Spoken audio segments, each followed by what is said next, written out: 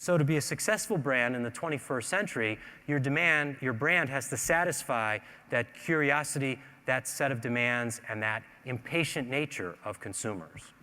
And so the intellectual groundwork for what I'm talking about here was actually laid by Clay Christensen, professor over at Harvard, in his book, Competing Against Luck, that was released last year.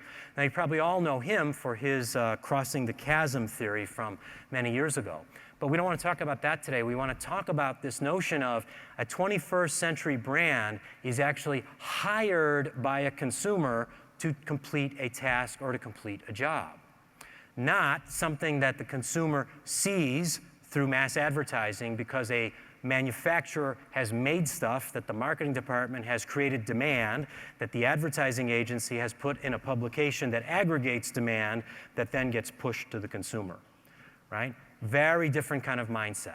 I have a job to do, I'm the general contractor, and I will seek out and hire the brand that best meets my needs, whether that's Samsonite luggage or Away luggage. And I kind of don't care the means of production, whether that was, you own the raw plastic and made it end to end, or whether you contract manufactured it outsourced through China, if you're the best brand for me to hire here and now to get a job done. And so this brings us to our hypothesis or investment thesis, I guess as the venture capitalists would say, for all of us here in the room today and for all of us in the ecosystem.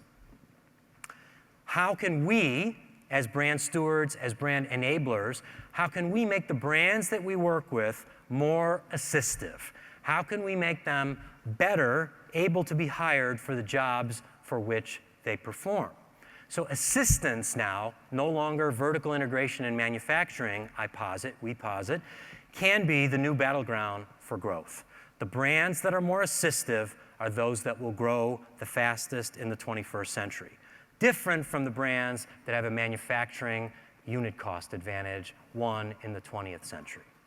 So all of us here in the room today, no matter where we sit in the ecosystem, whether we're a brand steward, many of you in the room, whether you're ad tech, whether you are a publisher, whether you are an advertising agency, or anywhere you sit, what is our opportunity if we all work together and thought about how can we make brands more assistive moving forward?